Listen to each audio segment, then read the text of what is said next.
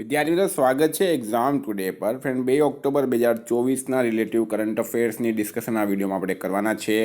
તો છેલ્લે સુધી વિડીયો સાથે બની રહેજો. કરંટ અફેર્સ ઇમ્પોર્ટન્ટ ટોપિક છે, દરેક એક્ઝામમાં પ્રશ્ન પૂછવામાં આવે છે. મિત્રો ટોપિક પર આવીએ. 2 ઓક્ટોબર 2024 ક્વેશ્ચન નંબર 1 છે, હાલમાં આંતરરાષ્ટ્રીય અનુવાદ દિવસ ક્યારે મનાવવામાં આવ્યો? તો મિત્રો વાત એ છે, આંતરરાષ્ટ્રીય અનુવાદ દિવસ એટલે કે ઇન્ટરનેશનલ ટ્રાન્સલેશન ડે એ દર વર્ષે 30 સપ્ટેમ્બરે મનાવવામાં આવે. 30 સપ્ટેમ્બરે મનાવાય. શા માટે મનાવવામાં આવે?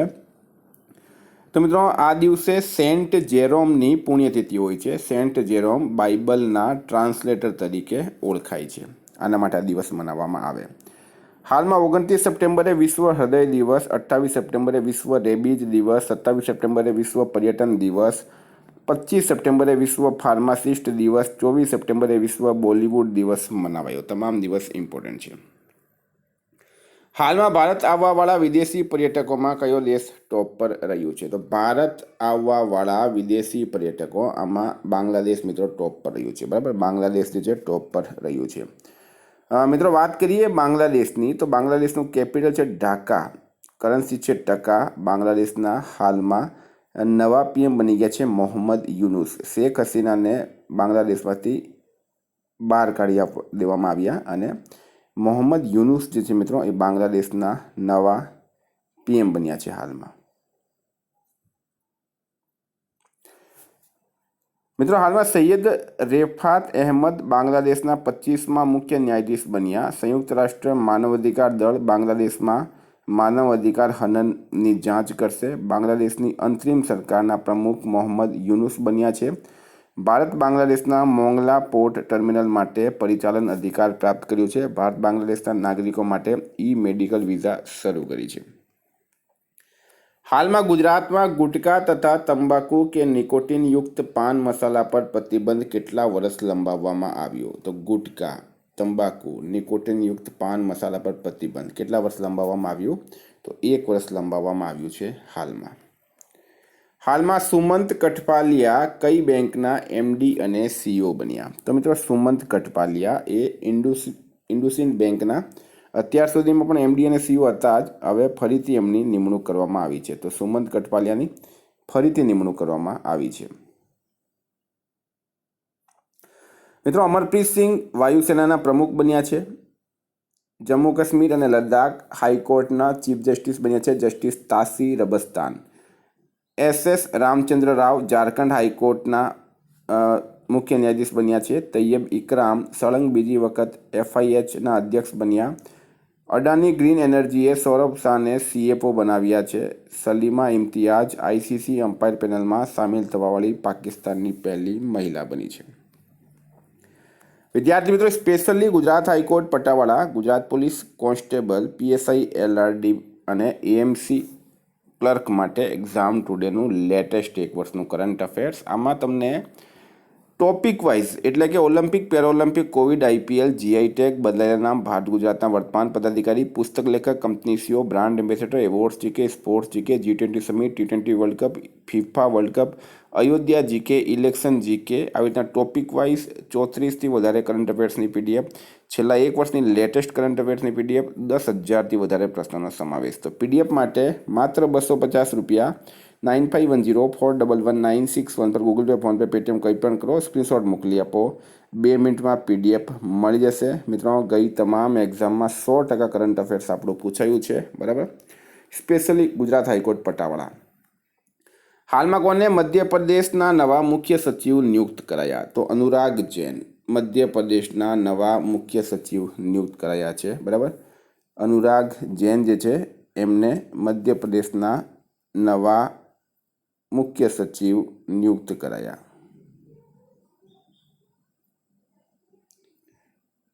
તો મધ્યપ્રદેશની વાત કરીએ આપણે, તો MPના CM કોણ છે?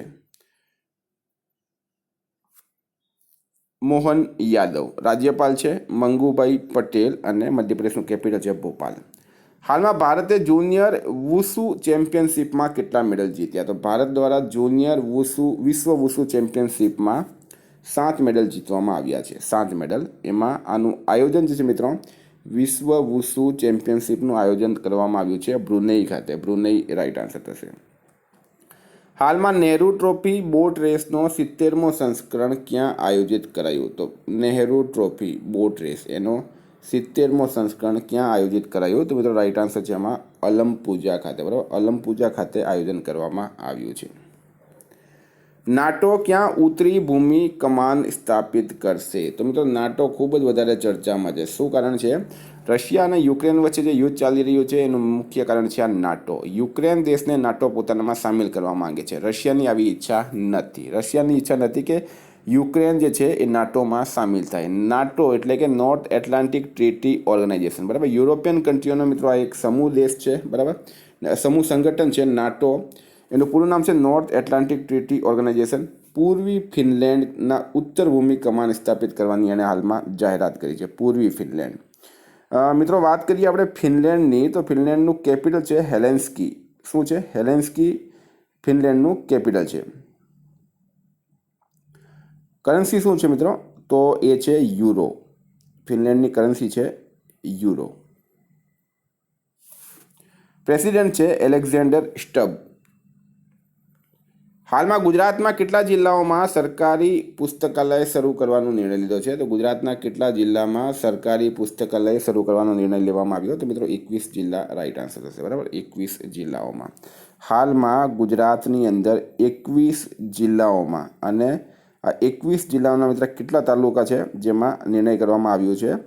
તો 50 તાલુકાઓમાં સરકારી પુસ્તકાલય શરૂ કરવાનો ઐતિહાસિક નિર્ણય ભૂપેન્દ્ર પટેલના નેતૃત્વમાં લેવામાં આવ્યું છે. આ અંતર્ગત રાજ્યના 7 આદિવાસી બહુલ જિલ્લાના 14 તાલુકાઓમાં પુસ્તકાલય શરૂ કરવાની મંજૂરી આપવામાં આવી છે.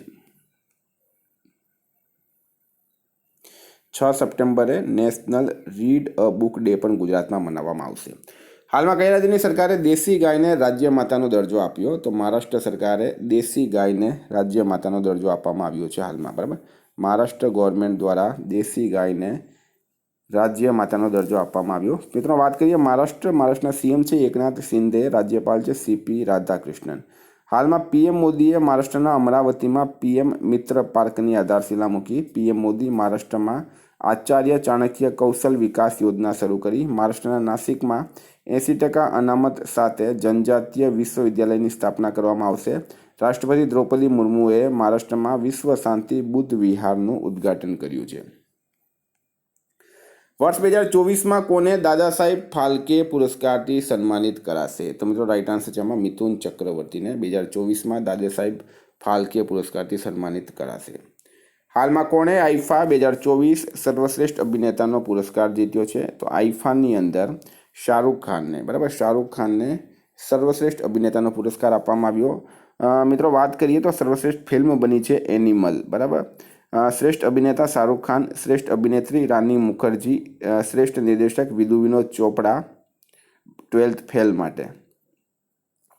આટલા યાદ રાખો. 14મી હોકી ઇન્ડિયા જુનિયર મહિલા રાષ્ટ્રીય ચેમ્પિયનશિપ 2024 ક્યાં શરૂ થઈ? તો 14મી હોકી ઇન્ડિયા જુનિયર મહિલા રાષ્ટ્રીય ચેમ્પિયનશિપ ક્યાં શરૂ થઈ છે? તો મિત્રો રાઈટ આન્સર છે એમાં ઝારખંડના રાંચી ખાતે. ઝારખંડનું કેપિટલ છે રાંચી, ત્યાં શરૂ થઈ છે. હવે ઝારખંડની વાત કરીએ. સીએમ છે હેમંત સોરેન અને રાજ્યપાલ છે સંતોષ ગંગવાર.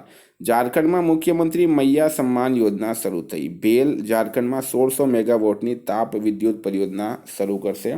ઝારખંડ સરકાર ઉપસ્થિતિ પોર્ટલ લોન્ચ કર્યો. ઝારખંડ સરકાર મહિલાઓ માટે મુખ્યમંત્રી મૈયા સન્માન યોજના શરૂ કરી છે. સંતોષ કુમાર ગંગવાર ઝારખંડના રાજ્યપાલ બન્યા છે.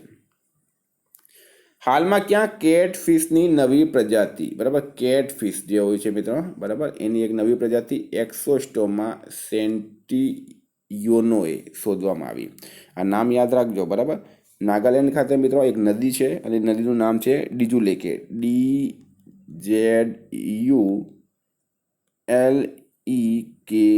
બરાબર. આ નદીનું નામ છે. ત્યાં એક્સોસ્ટોમા સેન્ટિયોનોએ નામની કેટફિશની એક નવી પ્રજાતિ શોધવામાં આવી છે. Very very important. કોણે મદ્રાસ હાઈકોર્ટના ન્યાયાધીશના રૂપમાં શપથ લીધી છે? તો મદ્રાસ હાઈકોર્ટના એક ન્યાયાધીશ છે મિત્રો શમીમ અહમદ, એમણે હાલમાં શપથ લીધી છે. તો મદ્રાસ હાઈકોર્ટના ન્યાયાધીશ, બરાબર. મિત્રો ન્યાયાધીશની વાત આપણે આગળ પણ કરી હતી. ન્યાયાધીશ અત્યારે ખૂબ જ વધારે નિમણૂક થઈ છે એટલે યાદ રાખવાનું છે.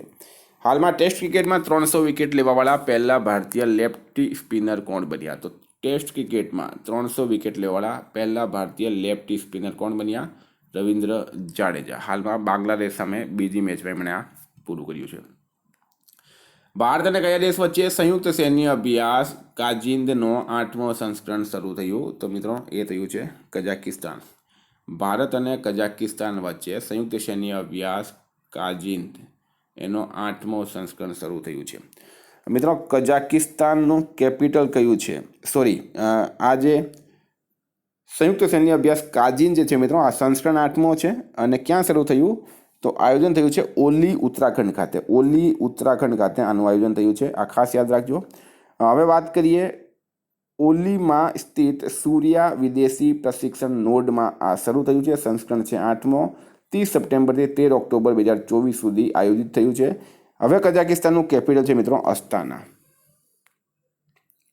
મિત્રો રિવિઝનની વાત કરીએ, 1 ઓક્ટોબર 2024 વિશ્વ હૃદય દિવસ ક્યારે મનાવવામાં આવ્યો? તો 29 સપ્ટેમ્બર રાઈટ આન્સર છે. બરાબર, 29 સપ્ટેમ્બરે.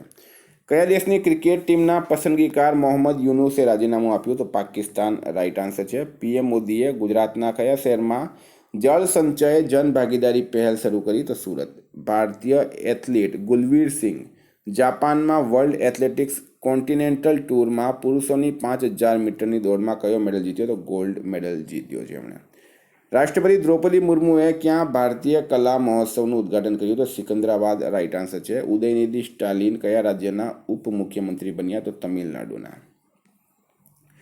ઓઈસીડીએ નાણાકીય વર્ષ 25માં ભારતની વૃદ્ધિ દર કેટલા ટકા રહેવાનું અનુમાન લગાવ્યું? 6.7%. બરાબર, 6.7%. પ્રથમ તિરુવલ્લુવર સાંસ્કૃતિક કેન્દ્ર કયા દેશમાં ખોલવામાં આવ્યું? તો સિંગાપુરમાં રાઈટ આન્સર થશે. સિંગાપુરમાં.